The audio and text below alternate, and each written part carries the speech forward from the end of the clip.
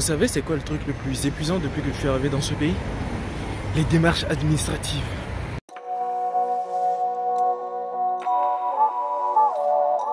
Vous voyez le bâtiment qui est derrière là? Oups, putain, c'est la directe. Et pour le coup ça s'est passé plutôt rapidement. Mais le problème c'est que j'ignore si mon autorisation sera acceptée ou pas, parce que c'est le problème quand tu fais ce genre de demande. T'as pas trop de vue sur comment ça va se passer en fait. Mais normalement ça devrait bien se passer parce que aucune de mes autorisations n'a été refusée. Sauf que vous imaginez bien que c'est pas tout ce qu'il faut faire. Mon autorisation de travail en fait va juste me donner l'autorisation de travailler avec un certain quota d'heures pendant 6 mois. Sauf que moi ce que je vais faire c'est travailler en CDI de façon indéterminée. Du coup je dois aller maintenant me déplacer à la préfecture de Boulogne, sachant que j'avais fait ma demande à la sous-préfecture d'Antony pour aller là-bas faire ma demande d'autorisation provisoire de séjour qui va me donner l'autorisation de signer mon CDI. Parce que actuellement, je suis en CDD. Bref, c'est compliqué tout ça.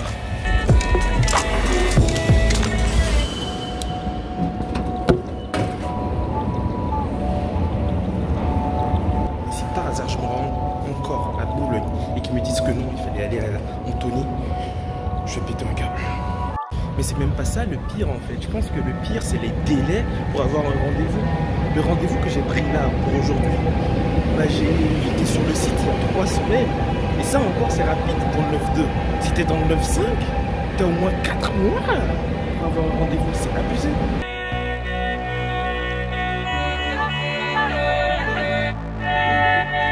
La Tour Eiffel.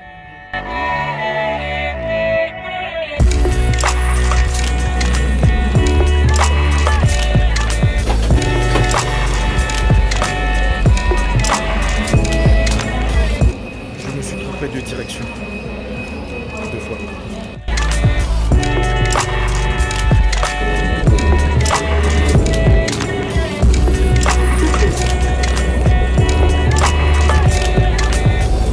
Ok, j'ai pris le train dans cette direction.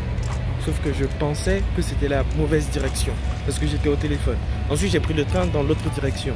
Sauf qu'en prenant le train dans l'autre direction, je me suis rendu compte que la direction que j'ai prise initialement c'était la bonne direction. Du coup je me pris le train dans l'autre direction pour reprendre encore le train dans cette direction, pour me rendre compte en fait que l'adresse où j'ai rendez-vous c'était pas la bonne adresse, et du coup je dois prendre le train dans l'autre direction. Vous voyez Zoro dans One Piece? Je pense que j'ai un pire sens de l'orientation que lui, c'est grave.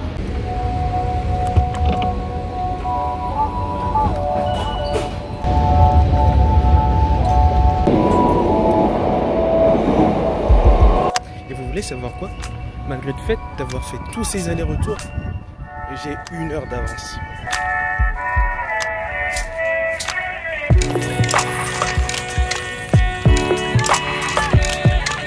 Bon, 1 heure d'attente. Vous imaginez bien que si j'ai fait une vidéo aujourd'hui, c'est parce que je dois bien avoir quelque chose dont je veux parler. Et ça fait longtemps que je me suis rendu compte que j'ai pas fait de vidéo où je parlais vraiment de tout ce qu'il y avait dans ma tête. Parce que si vous savez pas, il y a énormément de choses dans ma tête et surtout énormément de questions. Et la dernière question c'était pourquoi est-ce que je faisais ce que j'étais en train de faire?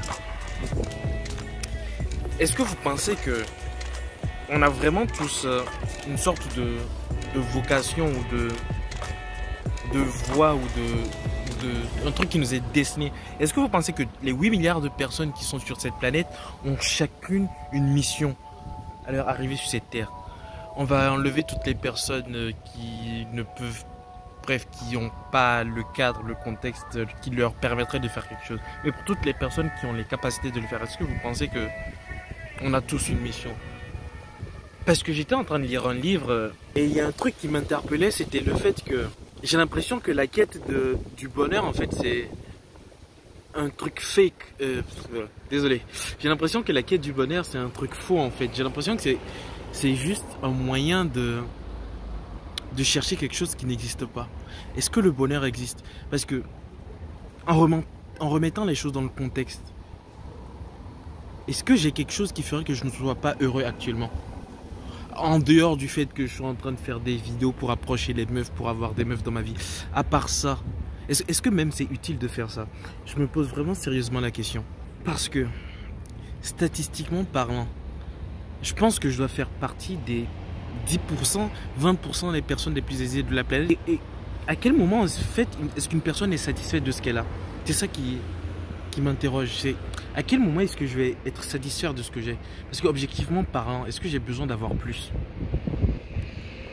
Je pense qu'il y a beaucoup de personnes qui cherchent à avoir plus, alors qu'en fait, il n'y a pas vraiment besoin d'avoir plus en fait.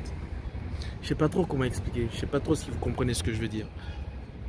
Je pense qu'on cherche à avoir plus alors qu'on n'a pas besoin d'avoir plus.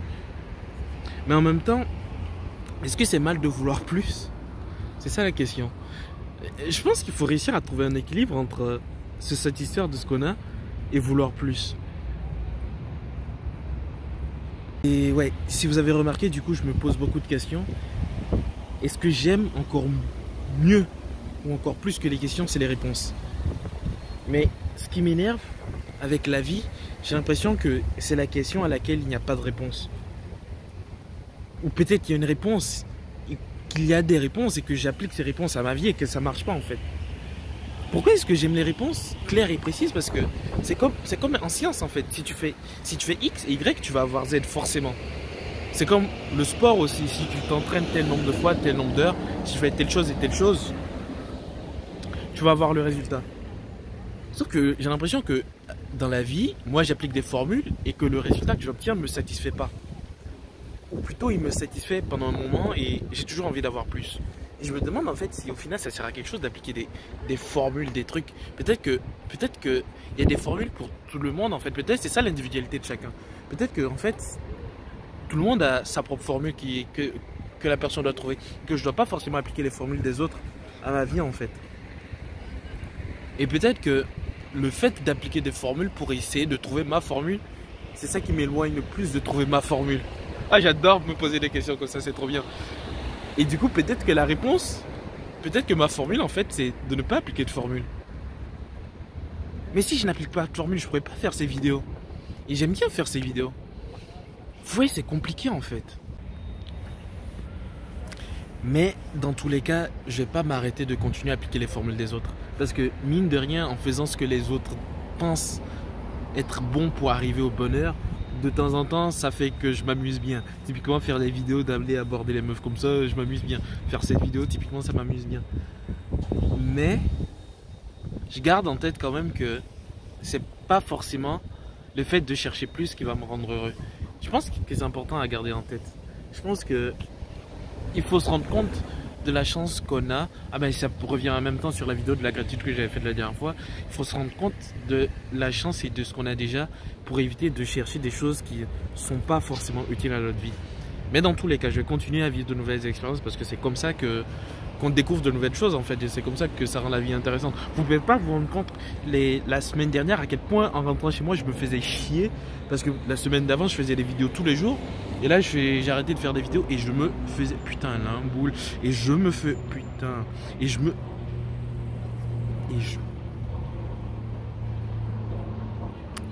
faisais chier. Bon, vous savez ce que je vais faire? Je vais arrêter et je vais aller vivre une nouvelle expérience.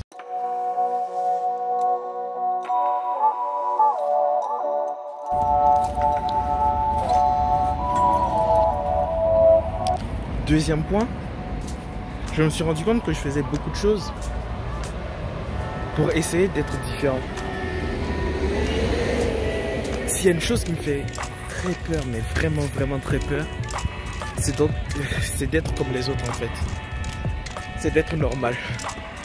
Sauf que, au final, c'est quoi être normal? Et ça aussi, ça me dérange. J'ai pas encore trouvé la réponse à ça.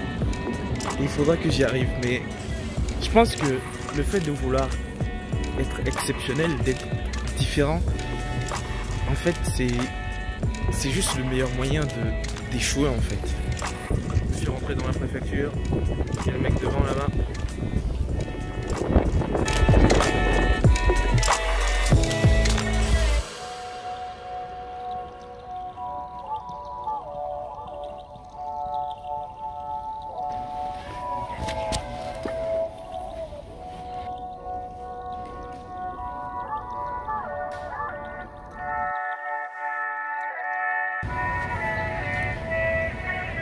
Les démarches administratives et moi ça fait 2.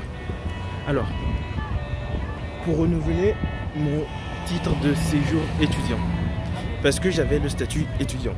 Je suis allé à la sous-préfecture de Boulogne parce que j'habitais à Boulogne. Du coup, j'avais fait ma demande là-bas. Sauf qu'ils m'ont dit que vu que j'étais étudiant, il fallait que j'aille à la sous-préfecture d'Antony. J'avais dû reprendre rendez-vous et je suis retourné à la sous-préfecture d'Antony.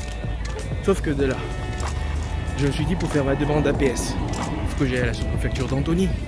Sauf que non, vu que c'est pour une demande APS et que ça va concerner mon statut salarié, enfin changement de statut, il fallait que j'aille à la sous-préfecture de Boulogne. Et en allant à la sous-préfecture de Boulogne, ils m'ont redirigé vers la sous-préfecture de Nanterre.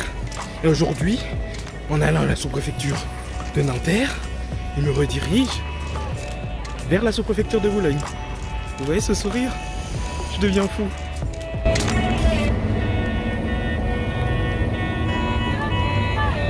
Il y a des gens derrière. Ah, c'est des barres de films comme ça. Le bus arrive dans 26 minutes. Il ne me reste plus beaucoup de batterie. Je pense que je vais faire la conclusion. Je pense que il y a plein de petites vérités ou plein de petites réponses quant à notre raison sur cette terre, à la quête du bonheur ou à notre raison de vivre. Appelez ça comme vous voulez. Je pense qu'il y a plein de petites vérités. Et je pense que ce que j'ai envie de faire en fait, c'est d'expérimenter toutes les petites vérités. Jusqu'à ce que je trouve la mienne en tout cas. Et je pense que c'est la meilleure chose à faire. Et je pense aussi que c'est le fait de prendre conscience du miracle de la vie qui fait que je me mets la pression sur le fait d'arriver à trouver quelque chose qui donne un sens à cette vie justement. Mais je sais pas si vous arrivez à vous rendre compte en fait, si vous voyez ça, que vous êtes vivant. C'est un peu... c'est juste trop stylé en fait. Est-ce que quand vous voyez la lune, ça vous fait quoi? Mais on est sur la Terre, regardez-moi ça en fait. On existe. C'est énorme. Et je pense que le fait de prendre conscience de ça, ça fait que je me mets dans un état où j'ai juste envie de... Genre à chaque instant, à chaque seconde, j'ai envie de faire quelque chose. Je peux pas juste rester là à rien faire en fait. J'ai envie d'aller sur la Lune. Mais je comprends pas les gens qui n'ont pas envie d'aller sur la Lune ou qui n'ont pas envie d'aller sur Mars. Mais c'est énorme. Oui, j'allais dans l'espace, c'est énorme. Putain. Bref, je vais m'arrêter là. C'était juste pour rappeler aux gens que je me posais beaucoup de questions et que je faisais pas que des vidéos de chelou où je vais aborder des gens là. Mais ouais, je me pose beaucoup de questions. J'en trouve pas souvent beaucoup de réponses, mais bon, on essaye. Si vous êtes nouveau sur la chaîne, vous avez probablement peur de moi après ce que vous avez vu, mais c'est pas grave, c'est normal de se poser des questions. Si vous avez apprécié la vidéo, lâchez un pouce bleu et voilà.